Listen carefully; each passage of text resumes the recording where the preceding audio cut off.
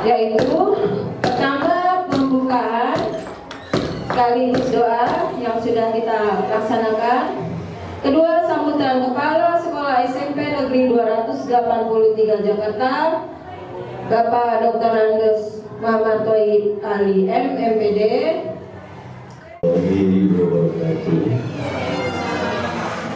Yang saya hormati kepada Ibu Kepala Sekolah Bidang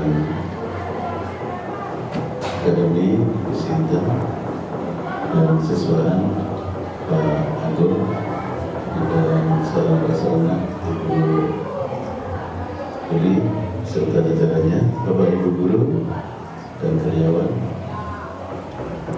Alhamdulillah pada kesempatan siang hari ini kita hadir bersama Bapak Agung nanti selaku narasumber aksi nyata diseminasi untuk budaya positif, dan beberapa hal nanti akan disampaikan oleh Pak Agung berkenaan dengan beliau selaku calon guru penggerak angkatan 11. Selanjutnya Bapak dan Ibu, mari kita ikuti kegiatan ini dengan senang hati, dengan suasana ceria, walaupun memata serasa berat ya di saat-saat indah untuk istirahat, tetapi ketika bersama komunitas belajar Bulati ya 283 ini aksi-aksi nyata bisa dilakukan,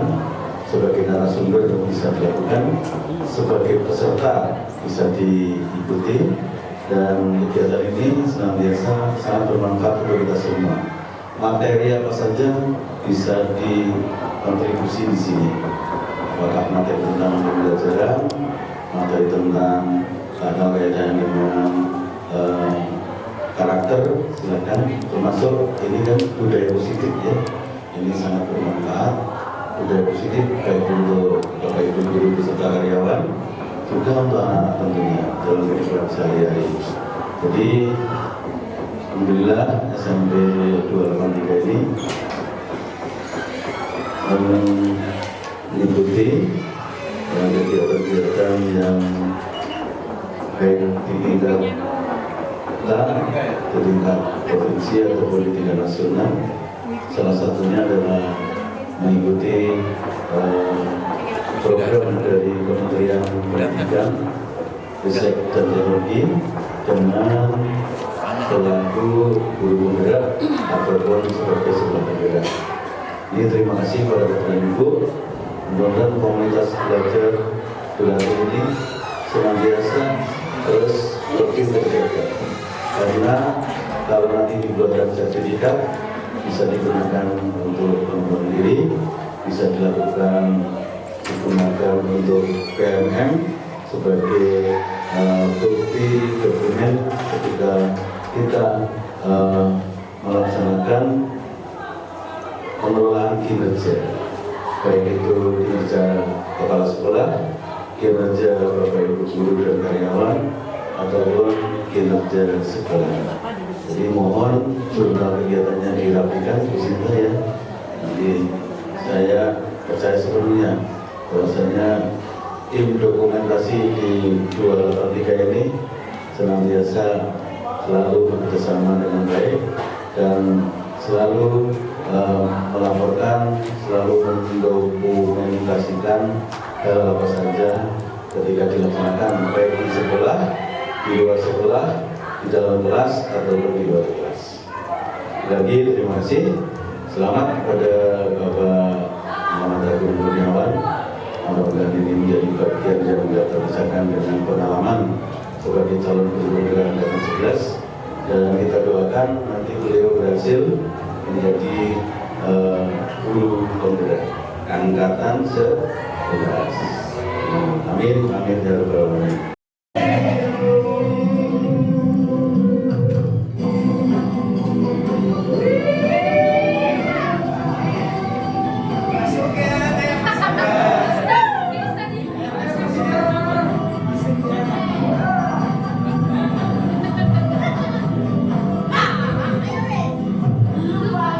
Lupa.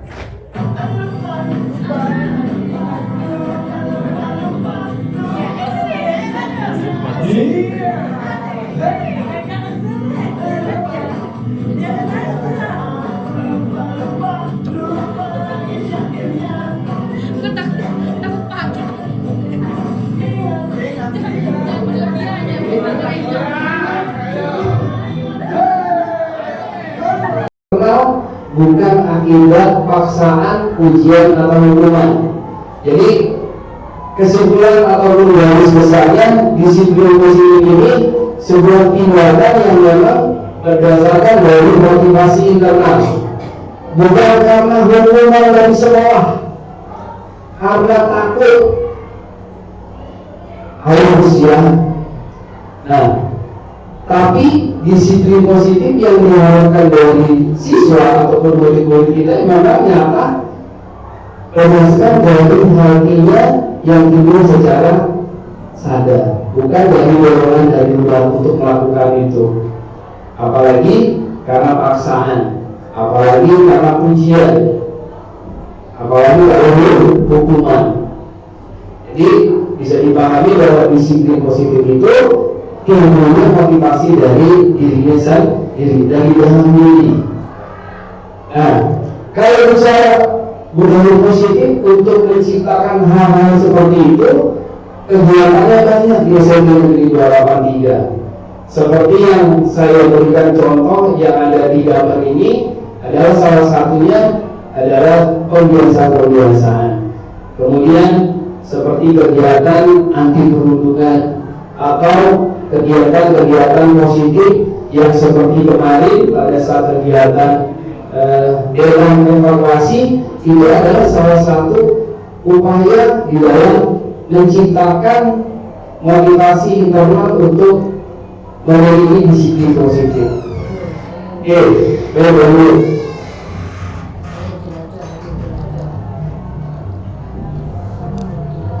Bapak Ibu, kalau kita bicara disiplin positif ataupun mengenai apa yang terkandung di dalam budaya positif, yang salah satunya di sini adalah disiplin positif, bahwa nilai-nilai kebajikannya itu adalah nilai-nilai yang memang semenjak kurikulum merdeka hadir di SMP Negeri 283 yang pertama kali diberikan kesempatan karena sebuah prestasi. Alhamdulillah bahwa kurikulum merdeka di SMP Negeri 283 nilai-nilai kebajikannya sudah tertanam baik kepada Bapak Ibu gurunya maupun kepada peserta didiknya. Nah, di sini sudah terlihat dari kegiatan-kegiatan proyek penguatan program pelajar Pancasilanya dan budaya kerjanya, dari kegiatan ekstrakurikulernya, dari kegiatan intrakurikulernya, termasuk dengan budaya sekolah yang memang sampai saat ini merupakan bagian besar yang memang menumbuh kembangkan karakter-karakter yang baik yang memang menciptakan sebuah nilai kebajikan kepada peserta didik kita. Dan lalu, Mas.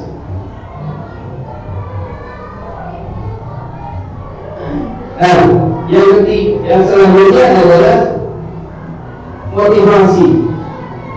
Di sini ada 3 motivasi perilaku manusia.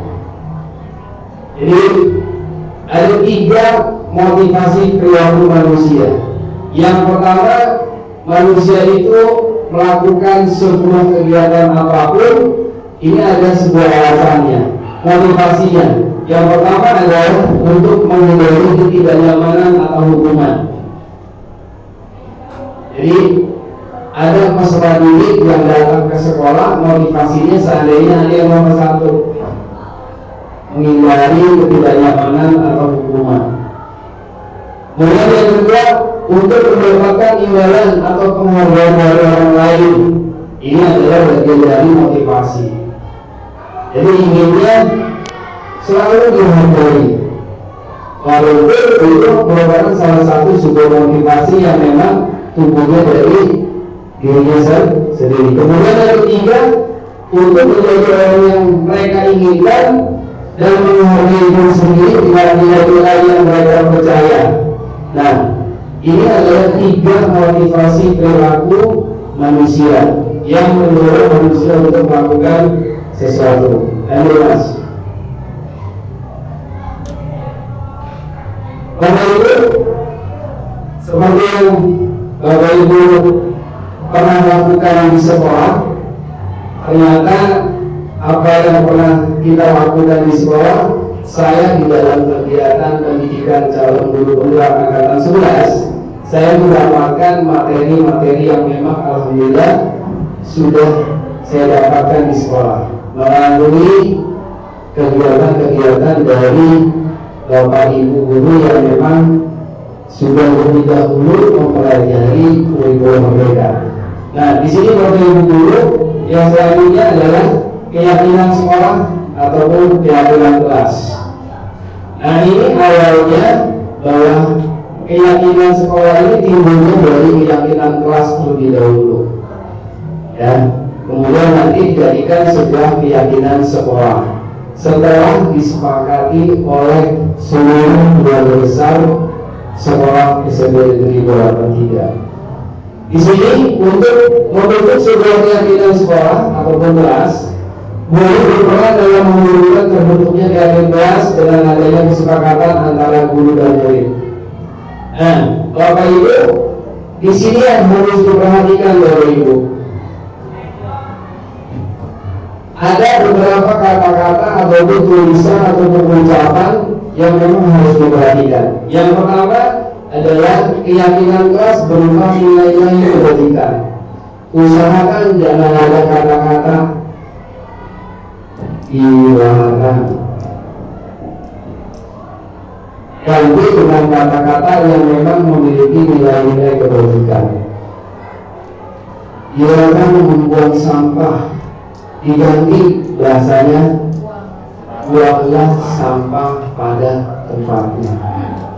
Nah, ternyata hal-hal seperti ini alhamdulillah baru saya temukan bahwa ternyata menentukan sebuah keyakinan sekolah ataupun kelas, ternyata ada hal-hal yang memang harus diperhatikan untuk membentuk karakter dari murid-murid kita.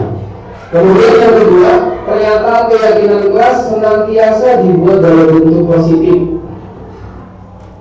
dalam hal bentuk positif yang memiliki arti yang baik, sehingga menciptakan karakter terhadap peserta didik secara tidak langsung membentuk karakter yang baik. Kemudian yang ketiga, keyakinan kelas sebaiknya sesuatu yang dapat diterapkan di lingkungan tersebut. Jadi usahakan disesuaikan dengan keadaan lingkungan sekolahnya, keadaan alamnya, keadaan sarana prasarananya, sehingga seluruh siswa-siswi warga sekolah bisa mengikuti keyakinan yang memang sudah ditetapkan secara bersama. Kemudian yang keempat, semua warga kelas hendaknya ikut berkontribusi dalam pembuatan keyakinan kelas lewat kegiatan surah pendapat. Kasih pendapatnya kira-kira apa nih? Sehingga nanti tidak ada lagi semua warga kelas itu merasa tidak memiliki sebuah pendapat ataupun saran. Yang kelima, bersedia meninjau kembali keyakinan kelas dari waktu ke waktu. Ternyata keyakinan itu bisa berubah sesuai dengan keadaan zaman dan keadaan kodrat alam yang memang saat ini berubah. Terima kasih Mas. Lanjut Mas. Baik, hari itu untuk menghilangkan ngantuk kita, lelah kita, Ibu, saya sudah mempersiapkan permainan SDG yang sederhana. Ya, permainannya tentang warna. Mas Iman, aturan permainannya sederhana. Sebut warnanya, jangan tulisannya atau angkanya. Ya, sebut warnanya, jangan tulisannya atau angkanya. Berarti contohnya seperti ini. Berarti hitam, merah, biru, kuning. Siap Bapak Ibu? Untuk menghilangkan kantuknya. Ada yang bisa? Atau kita sepakat semua ya? Dan bareng-bareng ya, hitungan ketiga langsung kita sebutkan bersama-sama. 1, 2, 3.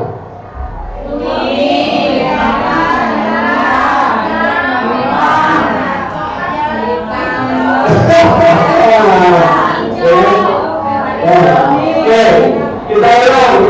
Dulu yang ketiga yang saya tutup yang dulu ya. Kita ulang dulu kita mulai. 1, 2, 3.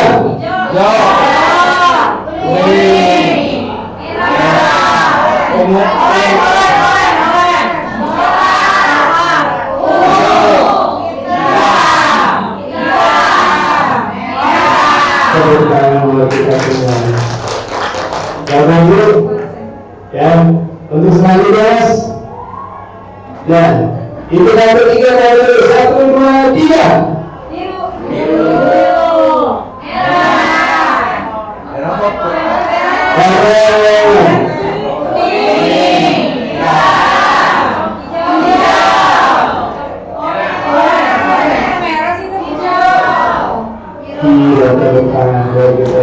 Alhamdulillah, sederhana SDG-nya mudah-mudahan bisa membuat kita menjadi baik kembali.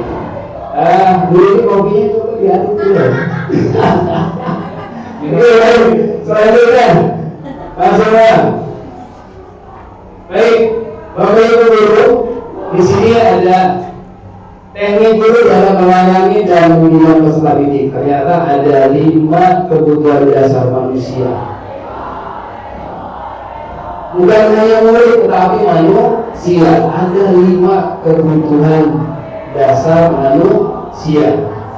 Yang pertama adalah bertahan hidup, survival kalau bahasa Inggrisnya.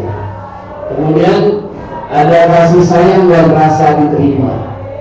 Kemudian ada kebebasan. Kemudian ada kesenangan. Kemudian ada pemuasan. Bapak Ibu, ternyata 5 kebutuhan dasar manusia ini bukan hanya dimiliki oleh kita, Bapak Ibu Guru, termasuk anak kita, termasuk guru kita. Ini memiliki 5 kebutuhan dasar manusia. Yang pertama, bertahan hidup. Makanya kalau kita lihat ada anak-anak kita di sekolah yang sukanya minta makanan temannya, sesungguhnya mungkin dia itu tidak ingin minta, tapi kalau memang latar belakangnya mungkin anak kita ekonominya kurang, lihat temannya makannya selalu berganti-ganti, dia bawa hanya telur, sedangkan temannya selalu berganti-ganti. Nah, ini merupakan salah satu unsur yang bisa menimbulkan permasalahan yang ada di sekolah. Kemudian kasih sayang dan rasa diterima. Saya yakin semuanya pasti punya, ingin disayang oleh suami, bagi yang punya istri, Bu Desti ingin disayang sama suaminya dan ingin diterima oleh seluruh keluarganya. Ini merupakan salah satu contoh 5 kebutuhan dasar manusia. Saya akan bahas semuanya karena waktunya kita tentunya tidak akan selesai. Oke, lanjut. Ada pernyataan di sini, mohon bantuannya Bapak Ibu. Ada pernyataan seperti ini. Ketika seorang murid melakukan suatu perbuatan yang bertentangan dengan nilai-nilai kebajikan atau melanggar peraturan, hal itu sebenarnya mereka dikarenakan mereka gagal memenuhi kebutuhan dasar mereka. Jadi Bapak Ibu mohon izin, dari 5 kebutuhan manusia tersebut sesungguhnya bisa menjadi latar belakang anak-anak kita melakukan hal-hal yang melanggar aturan. Nanti kedepannya kita akan lihat di slide-slide selanjutnya.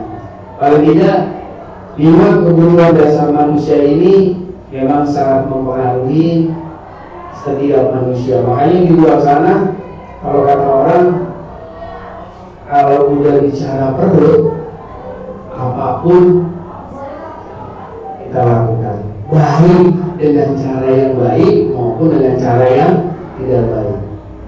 Ini kata orang sana. Ternyata realita yang lain seperti itu. Ayo Mas. Bapak Ibu, ini ada video, mudah-mudahan bermanfaat, dan ini pernah saya share di grup kita karena saya melihatnya ini, saya punya saya punya kewajiban tertarik untuk berbagi buat teman-teman terkait video 5 kebutuhan dasar manusia. Oke, silakan Mas.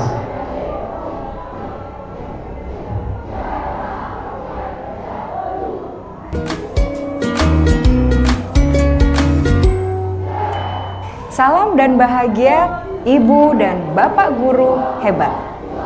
Untuk membangun budaya sekolah yang positif dengan lingkungan yang aman dan mendukung murid untuk menjadi pribadi yang berdaya, seimbang, dan bahagia, salah satu upaya yang dapat dilakukan oleh guru adalah memahami kebutuhan dasar yang mendasari perilaku murid.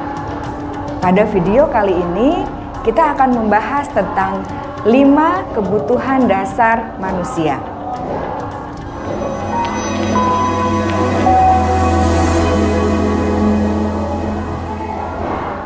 Ki Hajar Dewantara dalam salah satu kutipannya menyatakan, kita ambil contoh perbandingannya dengan hidup tumbuh-tumbuhan. Seorang petani dalam hakikatnya sama kewajibannya dengan seorang pendidik yang menanam padi misalnya. Hanya dapat menuntun tumbuhnya padi. Ia dapat memperbaiki kondisi tanah, memelihara tanaman padi, memberi pupuk dan air, membasmi ulat-ulat atau jamur-jamur yang mengganggu hidup tanaman padi, dan lain sebagainya. Ketika guru memahami kebutuhan apa yang mendasari perilaku murid, dan guru berusaha menuntun dan mendukung murid dalam memenuhi kebutuhannya secara positif, pada hakikatnya guru tersebut ibarat seorang petani yang sedang berusaha memahami kebutuhan masing-masing tanaman, dan ia berusaha memenuhi kebutuhan tanaman tersebut agar dapat tumbuh dengan subur dan maksimal.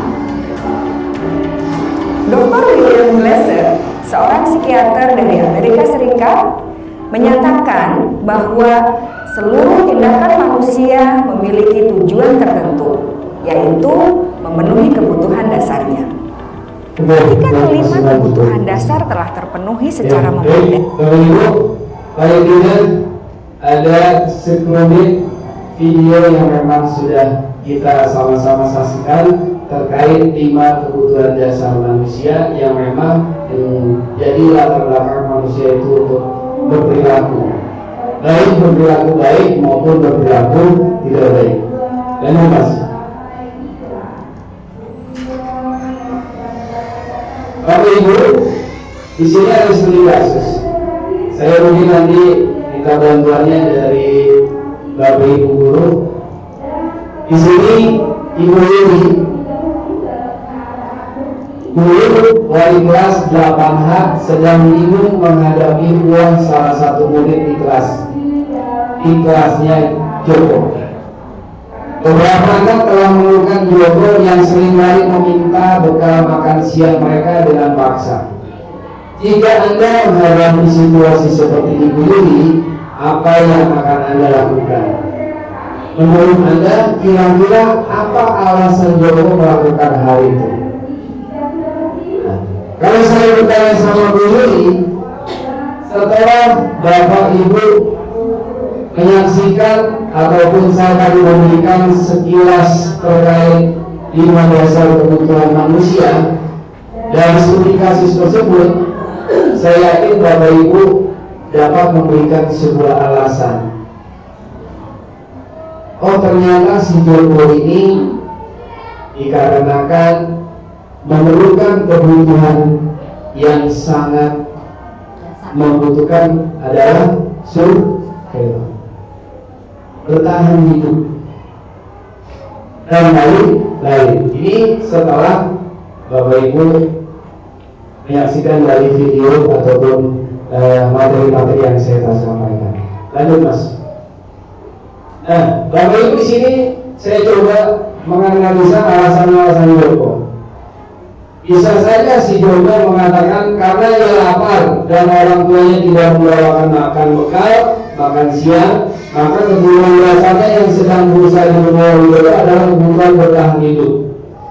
Mungkin alasan jomblo yang kedua, karena dia merasa senang temannya jadi memperhatikan dia. Ketika temannya melaporkan tindakannya itu pada gurunya dan gurunya memberitahukan orang tuanya, sehingga orang tuanya jadi memperhatikan dia, maka kebutuhan dasar yang sedang dipenuhi adalah kebutuhan akan kasih sayang dan diterima. Jadi banyak faktor yang memang jomblo berikan alasan. Kemudian yang ketiga dan selanjutnya, lanjut mas. Apa itu? Ini yang kami sudah menjelaskan bagaimana dasar kebutuhan hidup manusia.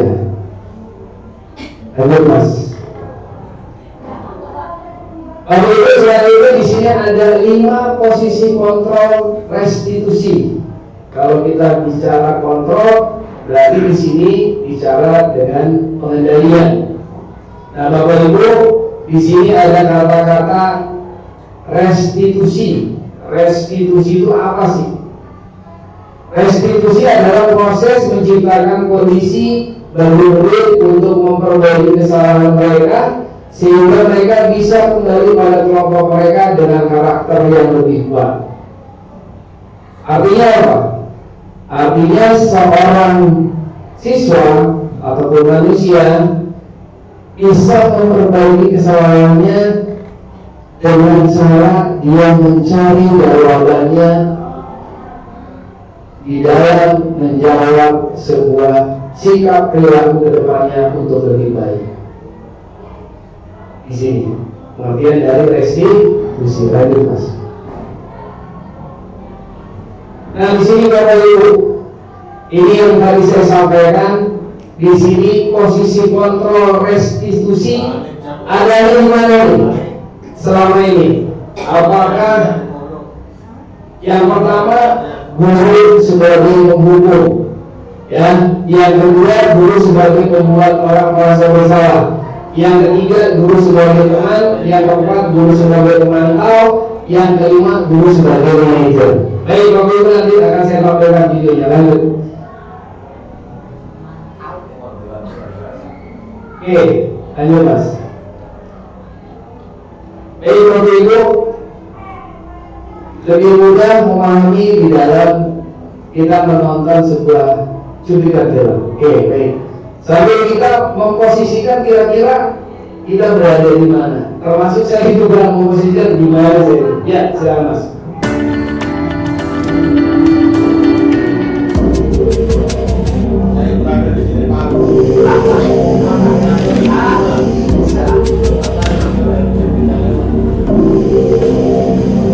Naren,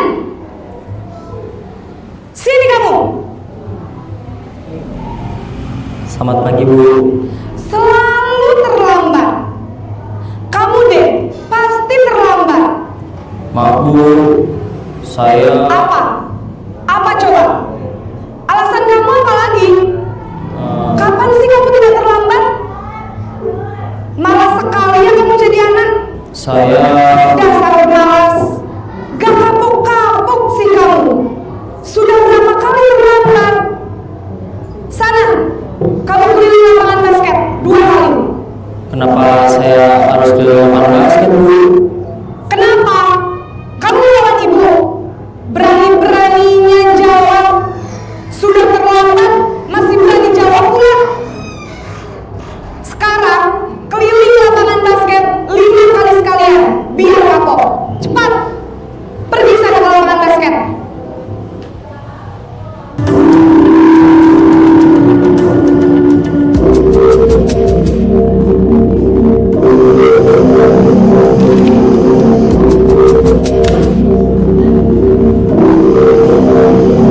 Naren!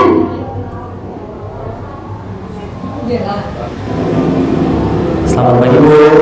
Naren, kamu itu kenapa terlambat lagi, nak? Ya Tuhan, Naren, kamu sendiri yang bikin ibu susah ya?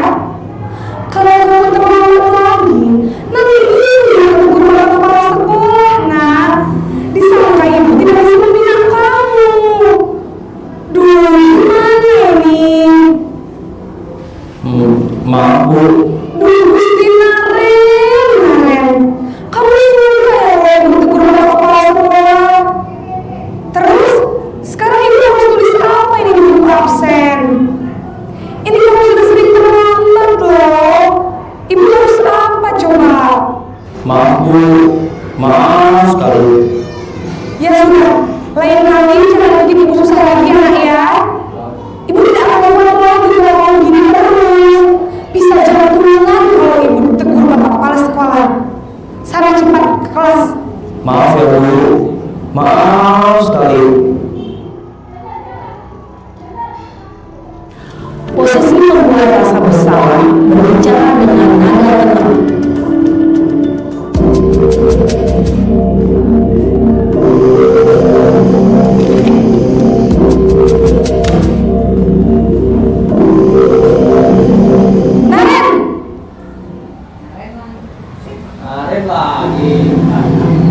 Selamat pagi Bu. Wah, sudah jam berapa ini ya? Terlambat lagi ya sayang. Iya Bu, habis ibu saya membangunkan saya Bu. Kamu malah menyalahkan ibu kamu.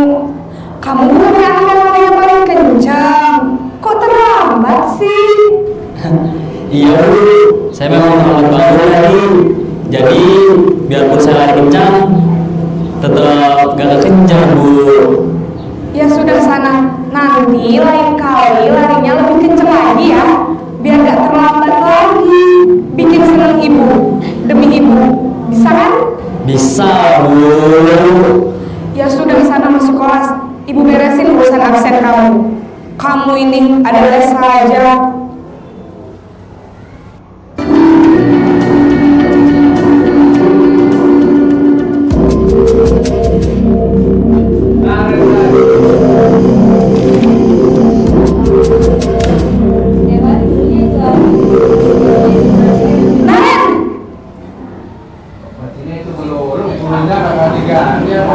Selamat pagi Bu. Naren, apa peraturan sekolah kita tentang jam berapa kita harus masuk sekolah, Nak? Kita harus di sekolah jam 7 Bu. Iya betul, sekarang sudah jam 7.20. Naren sudah tahu konsekuensinya jika terlambat hadir. Paham Bu, saya harus tinggal kelas pas jam istirahat selama 20 menit. Iya benar, konsekuensinya demikian. Jadi nanti jam 9.30 pas istirahat, kamu harus tinggal di kelas, kerjakan tugas tambahan untuk ketertinggalan kamu, ya? Baik Bu.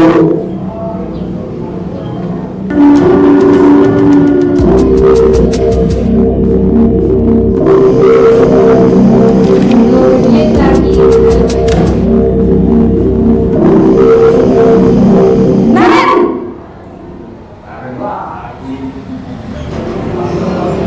Selamat pagi Bu. Selamat pagi Naren. Maaf Bu, saya terlambat. Iya, sekolah masuknya jam 7, sekarang sudah jam 7.20. Jadi sekarang bagaimana ini Naren? Maaf Bu, saya lupa tahu saya semalam. Baiklah, menurut kamu, keyakinan sekolah yang mana yang perlu kamu tingkatkan? Menghargai diri sendiri dan orang lain benar Bu. Setuju. Jadi, apakah Naren meyakini prinsip saling menghormati tersebut? Iya Bu, saya meyakininya. Apakah Naren bersedia memperbaiki masalah keterlambatan ini? Bersedia Bu. Bagaimana kalau memperbaiki masalah keterlambatan ini? Saya akan coba untuk tidak menyetel alarm saya Bu. Baik, kalau Naren buat nyetel alarm di rumah, ada orang yang kira-kira bisa bantu mengingatkan tidak? Ada Bu, kakak saya, Kak Emma. Ada lagi selain KM? Selain Kak Emma, ada ibu saya. Baik, jadi yang mengingatkan Naren adalah Kak Emma dan ibu kamu ya? Kira-kira akan mulai setel alarm kapan nih Naren? Setelah pulang sekolah, akan segera saya lakukan. Baik, jadi Naren akan setel alarm untuk bangun besok pagi dan akan diingatkan oleh kakak dan ibunda Naren ya. Ada lagi yang mungkin perlu dilakukan Naren agar tidak terlambat bangun lagi? Tidak ada Bu. Baik Naren, terima kasih untuk kerjasama kamu. Sekarang kamu perlu kembali ke kelas untuk belajar. Baik Bu, terima kasih.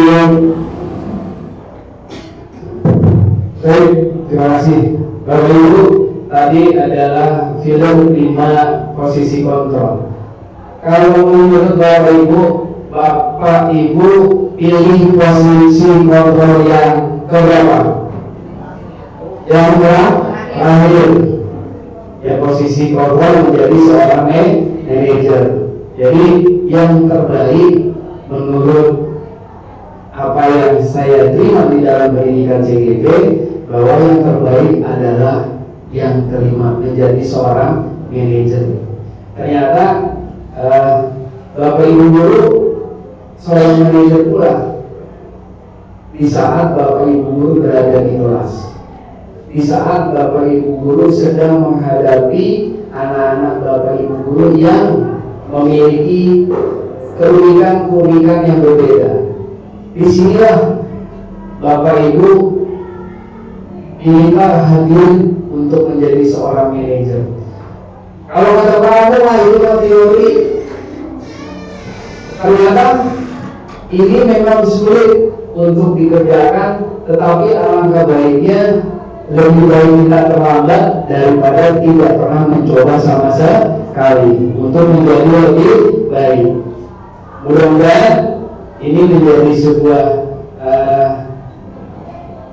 wawasan, pengalaman buat diri kita, khususnya saya ke depannya untuk menjadi lebih baik. Lanjut Mas. Perjanjiannya 30 menit harus selesai. Sudah 30 menit mulai? Sudah. Baik. Ya, selanjutnya ini izinkan restitusi segitiga.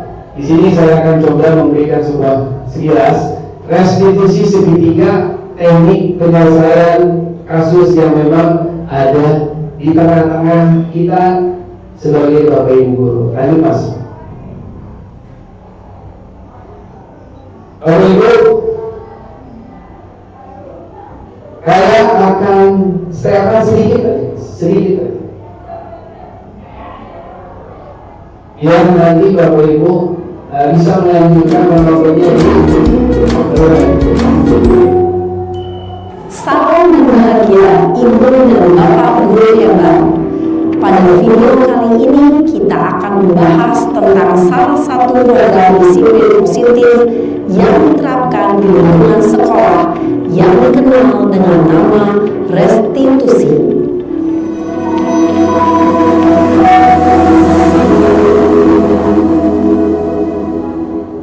Restitusi dikembangkan oleh pakar pendidikan dari dosen berdasarkan pada teori kontrol motor-laser. Segitiga restitusi adalah suatu proses dialog yang dijalankan oleh guru atau orang tua agar dapat menghasilkan murid yang mandiri dan bertanggung jawab. Pada saat guru posisi manajer, aspek yang dikembangkan pada murid adalah motivasi intrinsik, sehingga penanaman nilai-nilai kebajikan dapat tumbuh dan berkembang menjadi suatu kebiasaan positif yang akhirnya menentukan terwujud. Proses dialog ini terdiri dari 2 langkah yang digambarkan pada ketiga sisi pada segitiga restitusi. Sisi pertama adalah menstabilkan identitas. Sisi yang kedua adalah validasi tindakan yang salah. Dan sisi yang ketiga adalah menanyakan keyakinan. Ibu dan Bapak guru, berikut ini akan menunjukkan bagaimana seorang guru berada dalam posisi manajer menggunakan penerapan segitiga restitusi. Ini ada 3 tahapan ya Bapak Ibu. Kita ambil contoh satu kasusnya.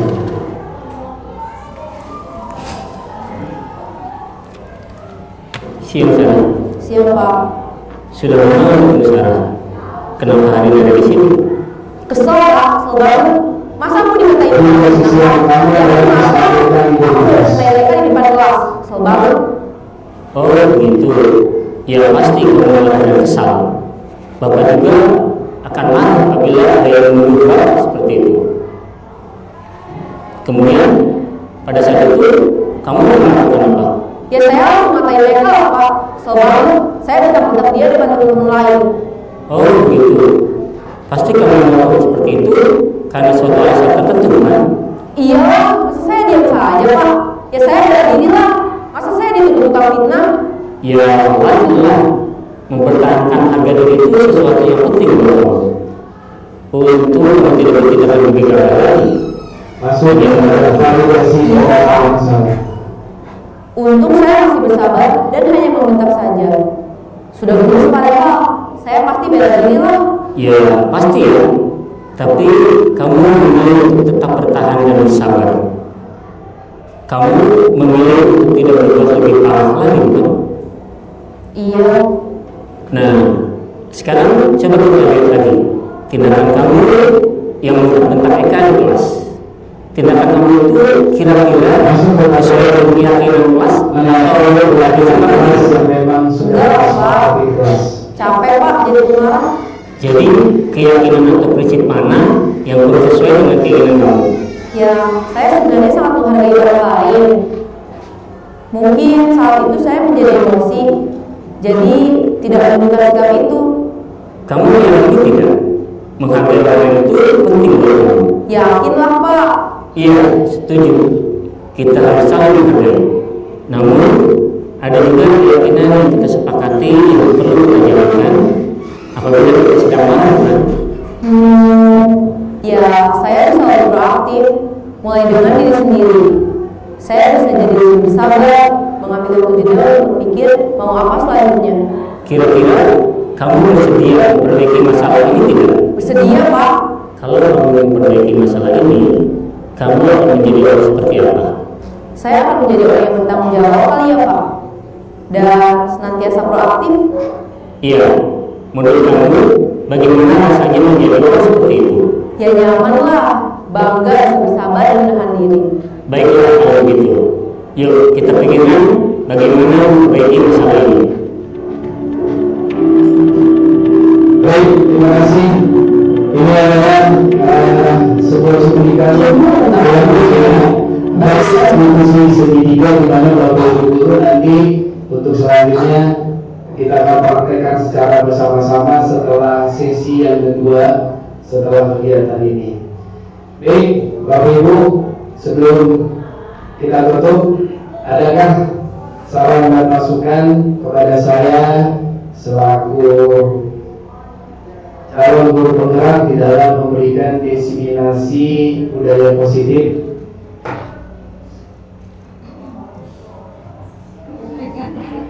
Gimana? Ya, siap. Mungkin saran saya biar kita semua bisa lebih memahami realitasnya seperti apa, mungkin ditambahkan lagi dengan beberapa contoh gitu ya Pak. Itu contoh dari penjelasan yang tadi Bapak sampaikan. Contoh aja sih Pak, itu. Terima kasih. Baik, terima kasih.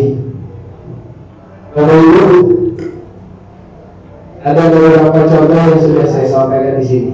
Tolong Bang Ahmad ke slide selanjutnya. Lanjut. Nah, di sini Bapak Ibu, di sini ada tahapan-tahapan bagaimana cara kita menangani siswa yang bermasalah ataupun yang memerlukan bantuan di dalam menggunakan segitiga restitusi. Yang pertama,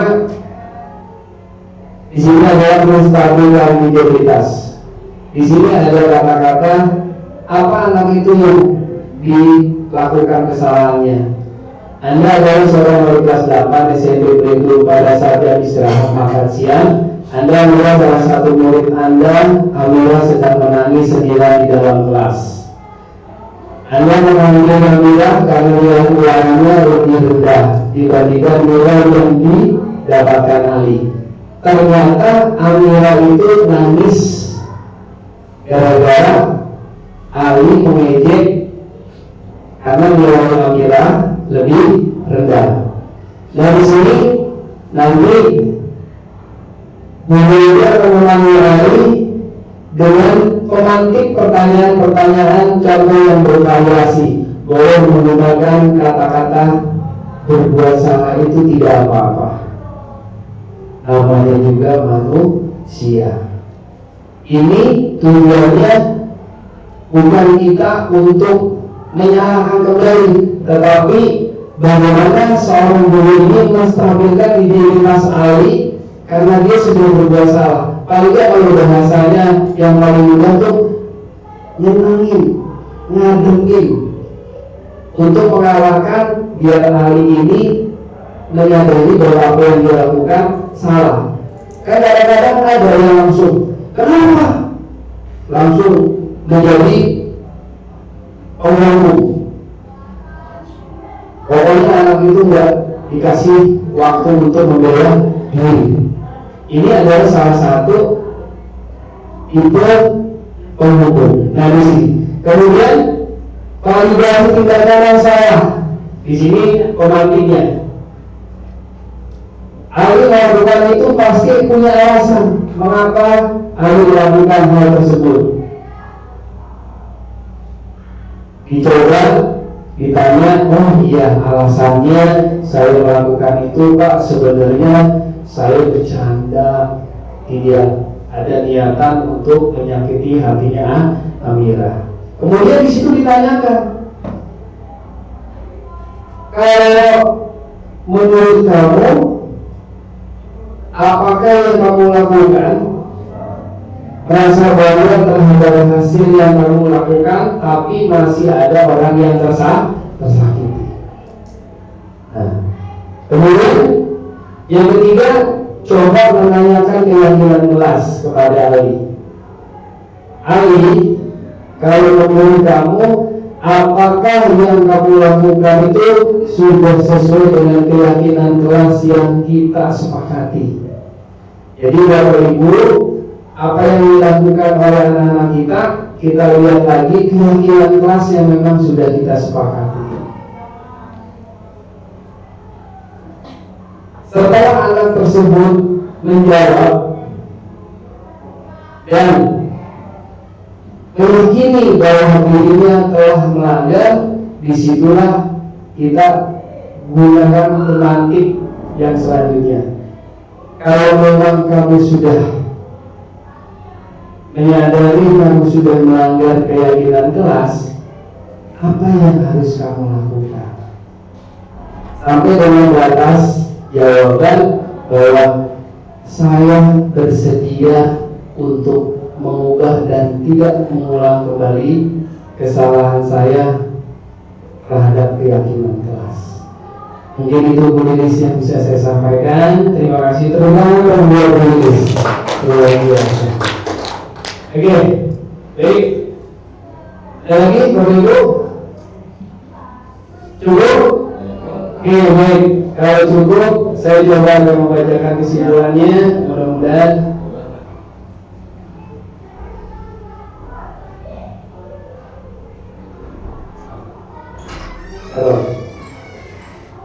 Oke, baik, karena satu dan saya ucapkan banyak terima kasih kepada Bapak Ibu, terutama Bapak Kepala Sekolah yang sudah menyempatkan hadir di sela-sela kesibukannya untuk saya melakukan diseminasi. Saya yakin masih banyak kekurangan-kekurangan yang harus saya perbaiki terkait dengan waktu pula yang memang luar biasa sehingga dalam posisi keadaan kita yang sudah lelah. Tapi buat Bapak Ibu luar biasa, tepuk tangan buat kita semuanya.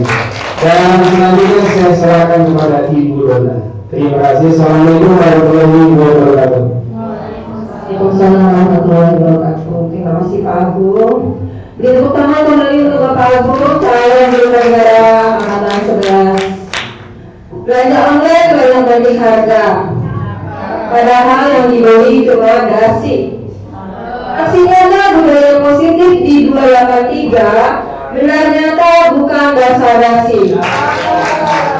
Dengan akhirnya paparan yang disampaikan oleh Bapak Agung, maka berakhir pula acara siang hari ini. Mari kita bersama-sama menutupnya dengan ucapan Alhamdulillahirabbil alamin. Bapak Ibu, ini punya pedang? Nah, jika ada pedang, jika punya pedang jangan dipakai untuk menggali. Bila kita diberikan umur yang panjang, minggu depan umur kembali.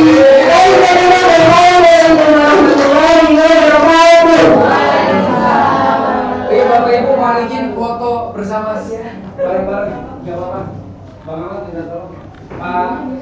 Makasih, Pak. Oh iya Pak, foto bersama. Teman-teman, foto bersama.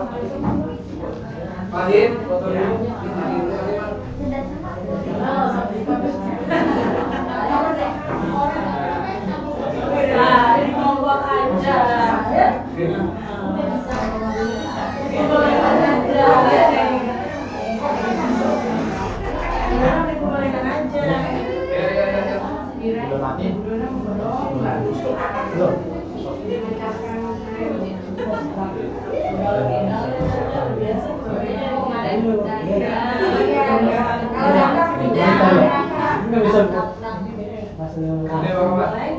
Ngapain? Foto. Kayaknya Bu Eka agak di sana deh. Maaf ya bukan kusir ya, maaf ya. Biar ngimbangin. Gitunya maaf Bu Eka. Iya.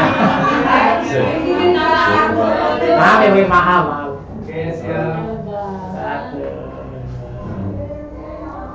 Sekali lagi. Satu, dua. Belum. Satu. Apa belakangnya? Satu, dua. Terima kasih. Terima kasih.